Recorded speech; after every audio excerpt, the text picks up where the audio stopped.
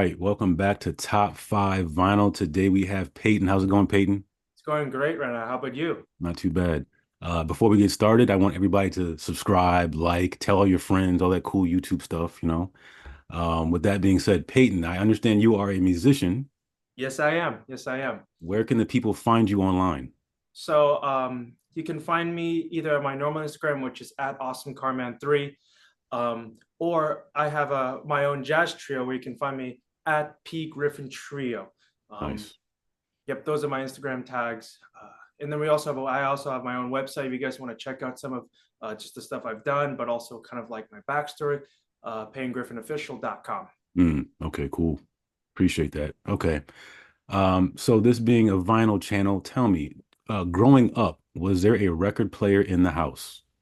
Um, not for like the first part of my life, but when I was 14 years old, me and my dad loved garage sailing. That's Mm, kind of like our summer hobby. And one time we went to this garage sale and we saw this vinyl player. And my dad's like, "Oh, it's an Audio Technic. Like I heard those are good." mm, And they're like, "Hey, how much are you selling this for?" $10. Comes with a player, with brushes and everything. And we're like, "Sure, why not?" And mm, my dad he has a speaker system because he kind of has like a music room, kind of like a production room in our house. So he just had speakers lying around and speaker cable, and we set it up. And we didn't really realize till years later that that was a really good player. mm. So for the first part of it, not really. But then once we got the player and we started to experiment with some of the old vinyl in like the attic, we're like, "Ooh, this is cool. Yeah, this is cool. I might want to do more vinyl collecting now." Yeah. So with that being said, do you remember the first vinyl that you actually bought? I do, I think. So when I never really, I think the first vinyl I truly like got was a James Bond vinyl. So I was Mm, going through a James Bond phase, and the first vinyl I scored was an original Doctor No soundtrack. I got it mm. for probably like $10. I mean, Okay. what it was. It was like a vinyl convention, and that was the first vinyl I bought because I loved James Bond. So when I put on the James Bond theme, I just turned that up, and I was like, "This is so cool to hear the orchestra in my living room." So I think that was my first true vinyl. I was really into soundtracks at one point. That's awesome. Okay. So if you check out episode 2, my buddy Desi, huge James Bond fan. I want you to look at his number one, and that thing blew my mind. But anyway, back to you. Well, I'm so down to check Yeah, that. yeah, he's a huge James Bond fan. Episode 2. So okay, so you and your dad went shopping. You found this amazing record player for $10, which is like bonkers behind, whatever. Um, did your dad have any vinyls before you bought it, or this was just like the first introduction for you and a reintroduction for him, or did he actually have any vinyls at the house to play it on, or? So my father did have vinyl. He kind of kept in the attic because for the longest time, not my mom, maybe it was my mom. Someone said that we can't be having all this junk around. Mm, Like we need to get rid of stuff. So he at one point he had a Fender Rhodes too that he had to get rid of, which is mm, really unfortunate. But he had to get rid of a lot of stuff. So I think he kept some vinyl just because they were precious to him. My dad's a huge Chicago fan, the band Chicago. mm. So he kept all the Chicago vinyl just because that's his collection. Nice. And then he had some other deep cut stuff that actually I never really got into recently. And I was like, wow, never heard of this artist, but this is crazy good. But he Mm, kind of kept it away. And once we got the vinyl player, he was able to bring it back out and start showing me stuff that, even he didn't realize he had at that point. My dad also used to DJ. So mm, we had like it's like these orange little cylinder things of all singles he used to have for mm, DJing. mm, mm. So like he used to pull out like, yeah, this was a big hit back in the day. Oh, like What a Wonderful World from Louis Armstrong. He used to use that. It was so worn out. You can't listen to it now. But he's like, yeah, I used to have DJ sets of everything. So Wow. I think that when we got the player, it re-sparked his interest because Nice. now he had the facilities to actually listen to them rather Right. than, you know, Okay, cool. And in your vinyl shopping career, do you have a favorite store or what's like your preferred method of buying vinyl? So for favorite stores, it's so I'm from Seattle, Washington. There's a few Seattle places that I love. There's a place called Silver Platters, which my dad actually helped open up in the 80s. Mm, Silver Platters talk hints to CDs, silver, mm, the laser disc stuff. And that's one of my favorite places because they always have the stock I like, and they're very. I mean, the one that I live nearby is some of the most nicest, kindest people who love music too. mm, Um, but then there's like a few other places I live in Seattle. There's a place called Jive Time, which for some reason, every time I come back to Seattle, they always have something there that blows my mind. Something where I'll walk in the store, I'm like, I have to buy that now. Right. Like that's just crazy. Like that I just saw it here. Mm, Um, and there's this place also called Easy Street, which is in West Seattle. That one's pretty cool because it's like a cafe, but then you walk and you go upstairs and there's like huge rows of vine. Like mm, just that also surprised me. I think Seattle's got one of the best kind of vinyl hotspots, and mm. people kind of don't realize it because I'm in Boston now, but there's some cool stuff here. But compared to Seattle, I was genuinely surprised at just how much more stuff is in Seattle. But I would definitely say that those are some of my favorite things. And when it comes to vinyl searching, um, in the video that you saw me in, I talked about like for me, like I found out early on when it comes to collecting to not really exactly say like I'm looking for this album or this album, but rather like I'm looking for like these 10 artists. Mm, Like I love this guy, this guy, this guy, this girl, whatever. Like I love these artists and I just want to go in and see what they have. mm, Because sometimes if you keep an open mind, you find something that's wow, I didn't even think I want that album, but that's so right, cool that I saw it and maybe this is worth the buy. right, So right. all the time now, I'm never disappointed going to vinyl stores. I always just keep an open mind and see what they have. And I might score an album that I never would have exactly thought of because I thought, oh, I want this one. No, but then I see this, I'm like, wait a minute, I actually love this album. I Mm, totally, I mean, it's in my price range. Sure, why not? mm. So I kind of just keep that open mind. And often I find crazy stuff that I never would have thought of ever, Nice. you know? Okay, cool, cool. All right. And being that this is top five vinyl, Peyton, can you show me your number five? Oh, The absolutely. fifth album you have in front of you. What do you have down there? So this is a box, but it's one vinyl. This is Steely Dan's Asia.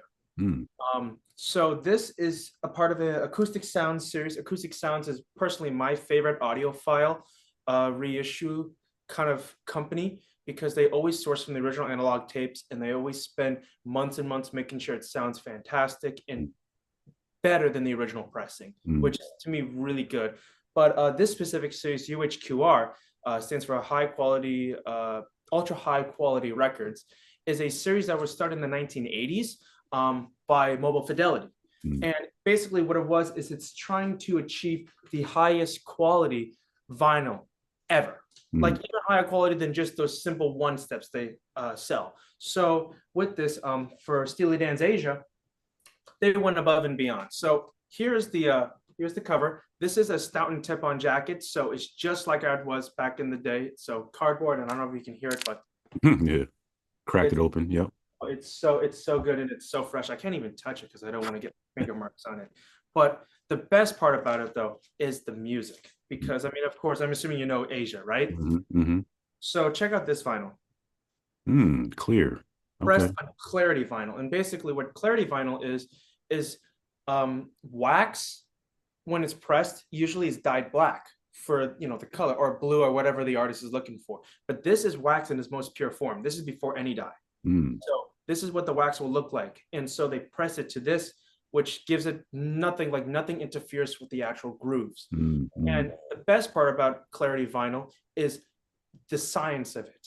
So I'm about to get really technical for a second, but how vinyl works is, let's say my arm is like the vinyl, here's the middle and here's the outskirts. And what happens is that vinyl dips down. So it starts about this thick and goes down. So by the middle, it's like the thinnest point. Mhm, Um, the problem is that the needle, when it goes and it's going down, it works harder, mm, which causes distortion and mm, kind of a lack of like balance, which is why often on the last song of a record, it sounds the most distorted than the first song of the vinyl. mm, With this, though, they kept it one plane. It is one thick thing. So the needle never has to work. mm, So even on the very end, there is no distortion. mm. So this is like the highest quality, like sounding you'll like vinyl you hear. Of course, I mean, if you scratch it, it ruins it. But Right, right. but like in its form, it is very much crystal clear. And for this album, the first song is Black Cow.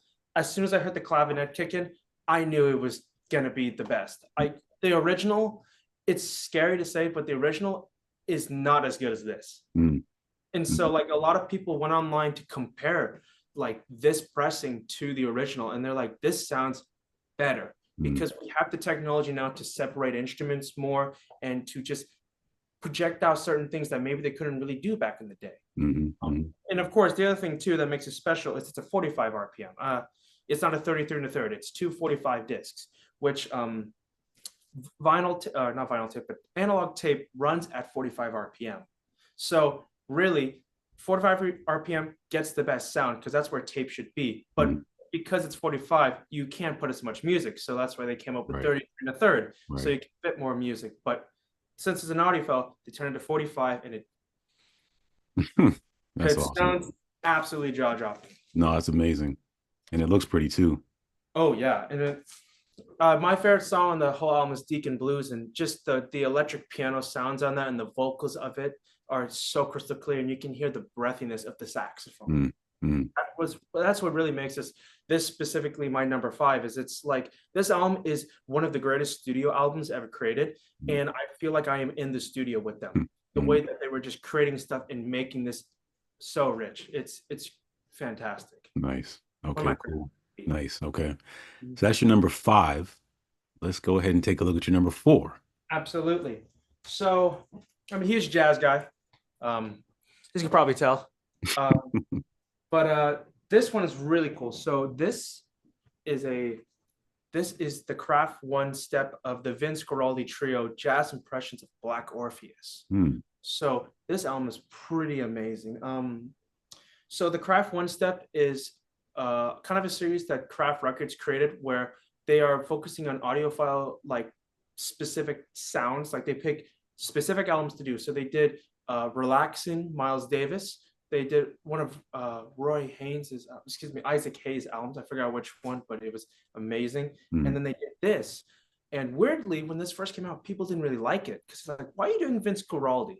Well, it's Vince Guaraldi. I mean, he's one of the coolest piano players ever. But also this album, I think, is really underrated because Vince Guaraldi did not have a successful beginning to his recording career. So this album was really what was going to make his career happen. And so he recorded this album, Jazz Impressions of Black Orpheus, which, do you know, there's a movie called Black Orpheus. I mean, have you heard of that? I think I have, but I'm not going to say I do. Well, it's a movie from the 60s. Okay. And basically, what made it special is that it was kind of the introduction of Brazilian music to the American audience. A movie that focused on kind of like aspects of Brazil. So some of the title tracks like Samba de Orpheus, Samba of the Orpheus, or Black Orpheus, Morning of the Carnival, which many of the jazz greats played. Those spawn out, and the soundtrack was co-written by one of the bossa legends, Antonio Carlos Jobim. Same guy who wrote Girl from Ipanema and all those classics. So Vince came to the director and said, hey, I want to make an album based on like jazz impressions of this. And they said, all right, here's the rule. You have to pay for the studio session. And he's like, fine, got this. So the first half of this album is 4 cuts from the soundtrack. And then the last 4 on side B are his original stuff. But one of those originals was a tune called Cast Your Fate to the Wind. And that was a song that got him discovered by the producers of the Peanuts series, Charlie Brown. They heard that song on the radio and thought, I want that guy. I want that sound. So this is really the album that created the Charlie Brown music. So this has just got a lot of great history to it. But in terms of the album itself, it's pressed on this really, I don't really know what type of wax this is. Sorry, that's our dog in the background. This was pressed on some really interesting vinyl. I think it's called VR 900 wax. It's something weird that even I don't know. I don't understand it. But it sounds great. I mean, because the sound stage of this is 1960s miking. So like you can hear the reverbiness of like the whole studio. But this specific one step is so good. I love this album. I didn't really realize how good it was until recently when I had a friend say, can you just put it on? Can we hear it? And I said, sure, of course. Put it on. I thought, wow, I forgot how good this is. And this is like, for like what it is, like really audiophile, it's not that expensive. It's really not that bad. And there's often sales of it. And I think it's really underrated right now. And the music is breathtaking. It's so good. It's fiery. It's Vince Guaraldi. You know, if you like Charlie Brown stuff, you're going to love this because it's really where it's spawned from, in my opinion. Okay. All right, Yeah. cool. That was your number four. Hmm. Let's go ahead and take a look at your number three. Totally. Yeah. So we're bringing up the first Bill Evans.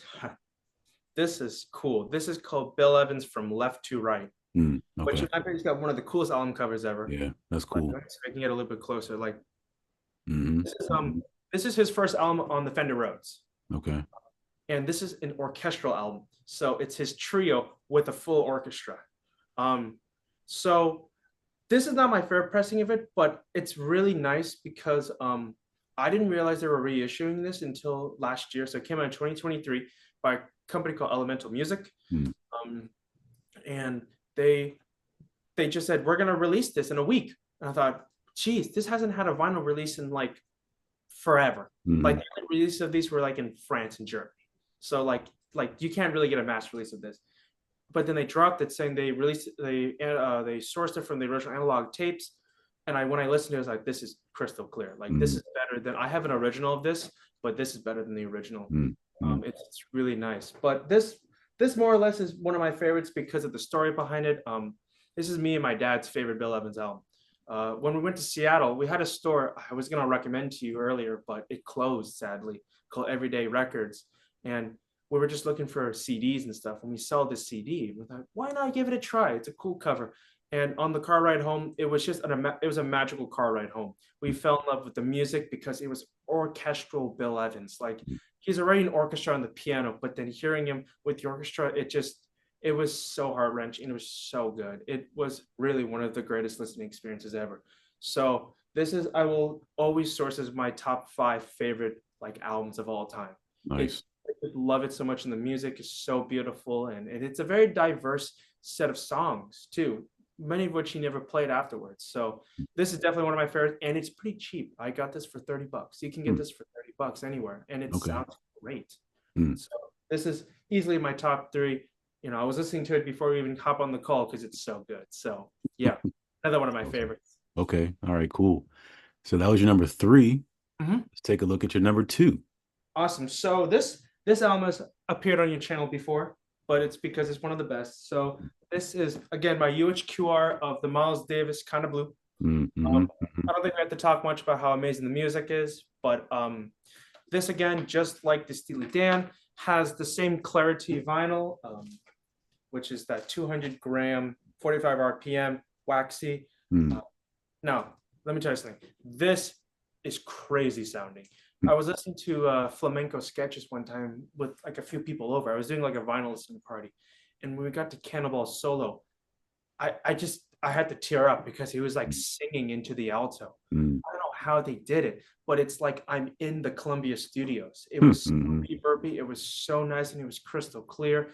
And oh, it was so breathtaking. And so for this one, it's one of those pressings that I just feel like if I need to turn to a classic, this will never let me down. Mm. And it just sounds so good. And everyone who listens to it always has an enjoyable experience, whether it's to the famous So What or my personal favorites, Blue and Green, Mm. because I love the Harmon Mute trumpet and the spaciness of Bill Evans on the piano and John Coltrane like that. This is easily one of my tops. And this specific pressing is ridiculous. It's so good. Mm. So Nice. good. Mhm. Okay. Okay. And for the grand finale, Peyton, what do Oh, we have for number one? well, this is going to be a little bit hard to show off. Basically, it's kind of right behind me right there. Okay. I didn't take it down because I kind of locked it into a Yep. case to Yep. preserve it. But this is Bill Evans' New Jazz Conceptions. Okay. Uh, this was his first album ever. And what I have up there is the very first pressing of it. Hmm. This album has got an interesting backstory to it. So Orrin Kepnews, the producer of Riverside Records, heard a demo of Bill Evans and thought, this guy's okay. Like, let's record him and see how he does. They recorded this album and it sold horribly. There was a time and place when Bill Evans was just not at all being sold. Like, Mm. it just sold horribly.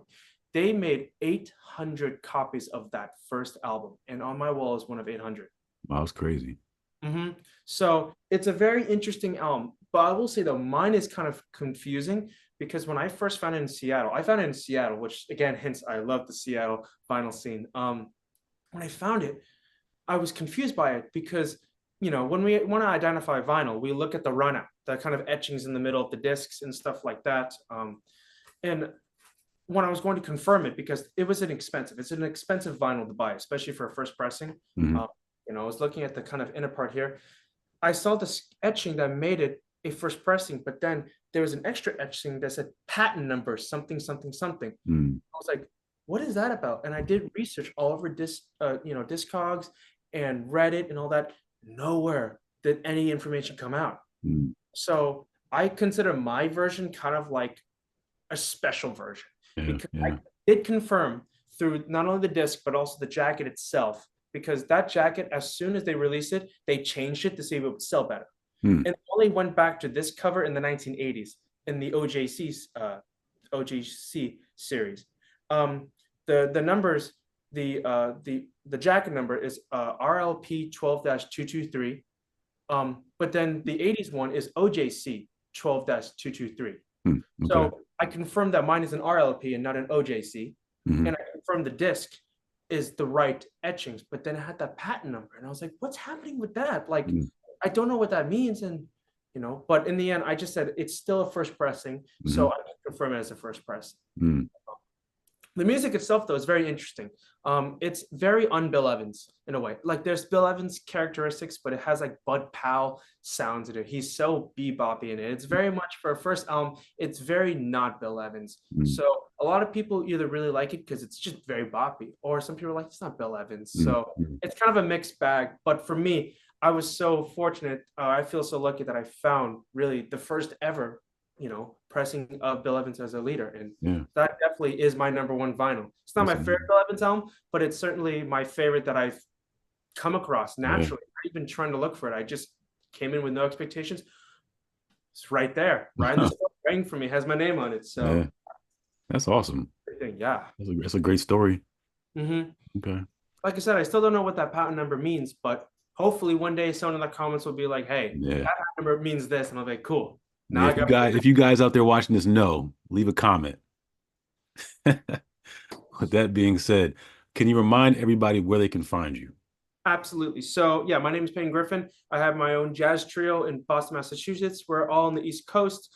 You can find me personally at AwesomeCarman3. You can find my band at P Griffin Trio. And then if you want to see my website, which has my demos and just a little bit more information about myself, it's PeytonGriffinOfficial.com. Nice. All right, cool. And with that being said, thank you so much for your time, sir. It's a pleasure. Thank you so much for having me on. Absolutely. We'll talk soon. Absolutely. Thank you very much.